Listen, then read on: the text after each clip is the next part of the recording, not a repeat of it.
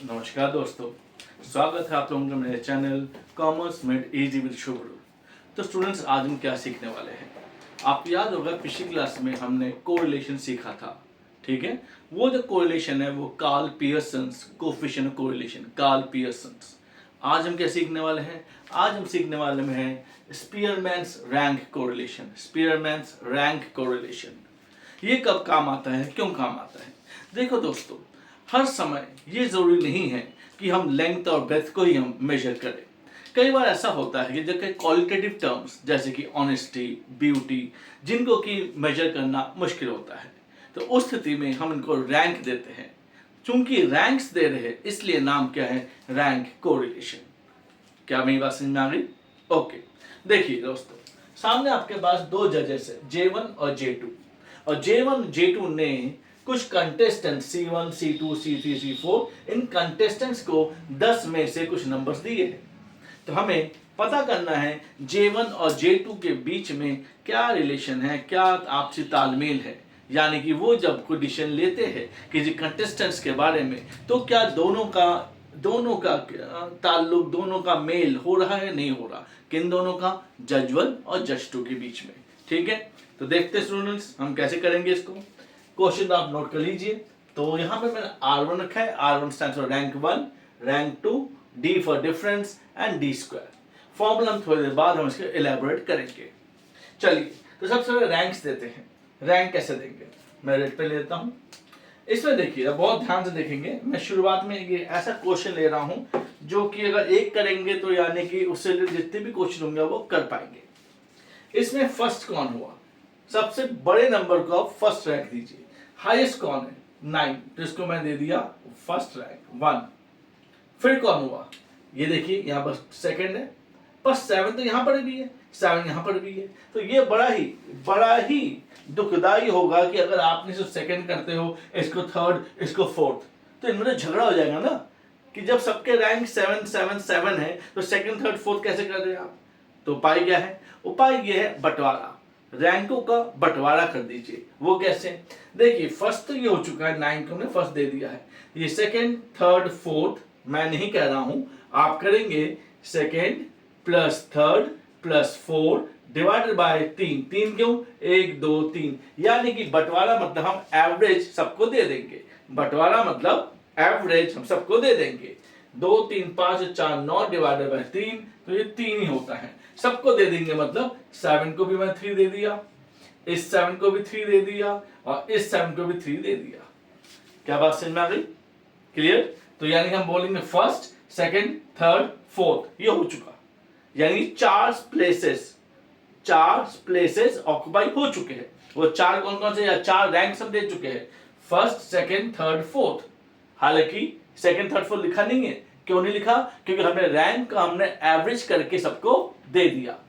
तो first, second, third, fourth, fifth कौन हुआ? फिफ्थ कौन हुआ? ये रहा फिफ्थ। पर यहां पर भी आप देखेंगे कि यहां पर भी 6 है और यहां पर भी 6 है। तो क्या करेंगे? रैंक का बंटवारा, यानी कि 5 प्लस 6 डिवाइडेड बाय 2 कितना हुआ? 5 और 6 11 डिवाइडेड बाय 2 5.5। तो यानी कि हम इसको 5.5 और इसको भी 5.5। तो यानी क्या हुआ? First, second, third, fourth, first, second, third, fourth, fifth, sixth खत्म हो गए। बचा यहां पर 7th। कोई डाउट है? पक्की बात है। चलिए फिर R2 निकालते हैं। इसमें फर्स्ट कौन है? इसमें फर्स्ट ये है। फर्स्ट तो ये भी हो रहा है, तो 1 और 1 नहीं करना, फर्स्ट सेकंड। कोई थर्ड है? नहीं, फर्स्ट सेकंड, ठीक है ना। तो 1 प्लस 2 डिवाइडेड बाय 2 कितना हुआ? 1 और 2 3, 3 का 3 डिवाइडेड बाय 2 1.5, यानी इसको 1.5 और इसको भी 1.5। फर्स्ट सेकंड खत्म हो चुके हैं। थर्ड कौन है? थर्ड ये है, थर्ड। फोर्थ, ये फोर्थ है पर यहां पर भी है। तो 4 प्लस 5 9 डिवाइडेड बाय 2 4.5, तो 4.5। तो क्या क्या रैंक हो चुका? First, second, third, fourth, fifth complete हो गए। अब बचा कौन है? ये 6th हो गया और ये हमारा 7th हो गया। हमें क्लियर? कोई मुश्किल तो नहीं है? अगर मुश्किल हुआ तो कमेंट बॉक्स में जरूर लिखेंगे कि हमें ये समझ में नहीं आया, और अगर समझ में आया है तो एक बार जरूर ये कीजिएगा कि हाँ समझ में आ गया है। अब डी में डिफरेंस 3 - 3 0, 1 माइनस 1.5 माइनस 0.5, हालांकि इस डिफरेंस में नेगेटिव की कोई भूमिका नहीं है।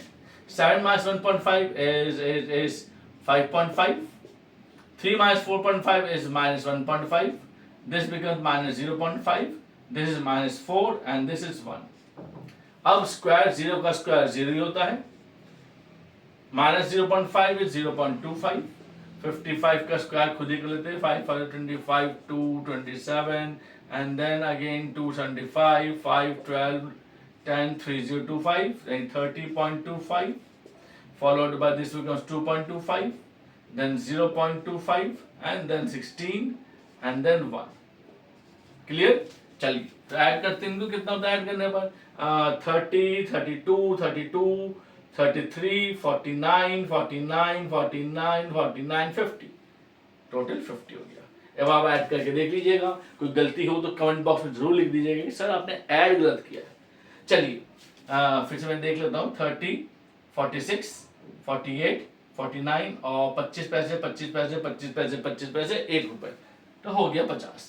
अब रैंक कोरिलेशन, अब मैं इस पर आता हूँ अपने वापस ब्लैक पेन में, बहुत ध्यान से देखेंगे। फॉर्मूला मैंने लिखा है 1 minus 6 third bracket summation D square जो कि हमारा 50 है, plus 1/12 M Q minus M plus dot dot dot dot dot dot dot. तो डॉट डॉट डॉट डॉट का मतलब क्या हुआ? डॉट डॉट का मतलब हुआ कि फॉर्मूला यहाँ पर खत्म नहीं हुआ। कब खत्म होगा फॉर्मूला? फॉर्मूला तब खत्म होगा जब हमारे पास जितने भी m है, m का मतलब नंबर ऑफ रिपीटेशंस, m मतलब नंबर ऑफ रिपीटेशंस, कौन रिपीट हुआ वो नहीं पूछ रहे हैं, 4 रिपीट हुआ, 6 रिपीट हुआ, 7 रिपीट हुआ, नहीं, कितनी बार रिपीट हुआ है। तो जितनी बार, अगर मान लेते 2 4 बार रिपीट हुआ है तो m 4 होगा, अगर कहते 2 6 बार रिपीट हुआ तो m 6 होगा। क्लियर? अब हम देखते हैं, चलिए कर देखते हैं। 1 माइनस 6 समेशन डी स्क्वायर वो हमारा 50 है, प्लस 1/12 एम क्यूब। तो यहाँ पर 6 कितनी बार, यहाँ पे आप ऐसे देख लीजिए, 3 1 2 3 3 3 बार रिपीट हुआ है। तो कितने बार रिपीट हुआ? 3 बार, 3 का क्यूब माइनस 3, जो यहाँ पर वही लिखना है, प्लस प्लस फिर से 1/12 लिख देता हूँ। अब कौन रिपीट हुआ? 5.5, कितनी बार? 2 बार, कितनी बार? 2 बार। कौन रिपीट हुआ वो नहीं पूछ रहा हूँ, कितनी बार रिपीट हुआ है? 2 बार रिपीट हुआ है, 2 क्यूब माइनस 2। और कोई रिपीट हुआ है? 5.5 2 बार कर दिया मैंने, और 3 को हो गया, ठीक है। इस पर रिपीट हुआ, इसमें भी हुआ है, 1.5 कितनी बार हुआ है? 2 बार रिपीट हुआ है। तो यानी कि फिर से आगे बढ़ेंगे आप यहाँ पर, प्लस 1/12 2 क्यूब माइनस 2, प्लस और भी रिपीट हुआ है, हाँ 4.5 रिपीट हुआ, कितनी बार? 2 बार। तो यानी कि फिर से 1/12 2 क्यूब माइनस 2। और कोई रिपीट हुआ? और कोई रिपीट नहीं दिख रहा मुझे, नहीं दिख रहा है तो खत्म हो गया। यानी डॉट डॉट डॉट कितनी बार गया? डॉट डॉट डॉट हमारा इसके बाद 3 बार और गया, 1 2 3 4, यानी टोटल 4 बार, ठीक है ना। Divided by n into N square minus 1। n कितने? 1 2 3 4 5 6 7, तो n हमारा 7 और ये 7 स्क्वायर माइनस 1। तो सॉल्व करते थोड़ा सा, 1 माइनस 6 समेशन डी स्क्वायर का मतलब 50 था, प्लस सॉल्व करें, 3 का क्यूब कितना होता है बेटा? 3 का क्यूब 27, 27 माइनस 3 24, 24/12 2, तो यहाँ मैंने 2 लिख दिया, प्लस 3 2 का क्यूब 8, 8 माइनस 2 6, 6/12 0.5 लिख दिया, प्लस तो ये भी 0.5 होगा और ये भी 0.5 ही होगा, upon n into N square minus 1, यानी 7 इंटू 7 का स्क्वायर 49, 49 माइनस 1 48। बाकी तो आपके लिए बाएं हाथ का काम है, तो हो ही जाएगा। ये 52 हो गया और ये 53 हो गया, ये 53.5 हो गया। तो मैं कहीं और सॉल्व कर लेता हूँ या आपके लिए छोड़ देता हूँ मैं, तो it will be 1 minus 6 into 52 and 53.5, so it will be 53.5 divided by, इसको अंदर ले लिया मैंने, 7 into 48। बाकी तो आपको सॉल्व करना है और आप सॉल्व कर लेंगे, 6 जाएगा इसमें 8 बार, 8 7 56, 53.5 50 से डिवाइड करेंगे और 1 माइनस करेंगे तो you will get the answer. तो मैंने छोड़ क्यों दिया आपके लिए कि कमेंट बॉक्स में लिखेंगे इसका आंसर क्या होगा। आपका आंसर -1 से +1 के बीच में होगा, यानी कि ऐसा आंसर नहीं आएगा 2.78, नहीं, -3.87, नहीं, आंसर -1 से +1। ठीक है दोस्तों, तो इतना ध्यान रखिएगा। कोई दिक्कत तो जरूर बताइएगा, और SST करना मत भूलिएगा, शेयर, सब्सक्राइब एंड कमेंट। ठीक है दोस्तों, फिर मिलते हैं नेक्स्ट क्लास में। हम सीखेंगे रिग्रेशन, याद है ना? अगर नहीं याद है तो पहले आप कोरिलेशन के बारे समझ लीजिए, जो मैंने पिछले क्लास में मैंने करवाया था, एक बार उसको देख लीजिए, and then we will be back with the same question and we will doing regression analysis. Thank you all, have a nice day.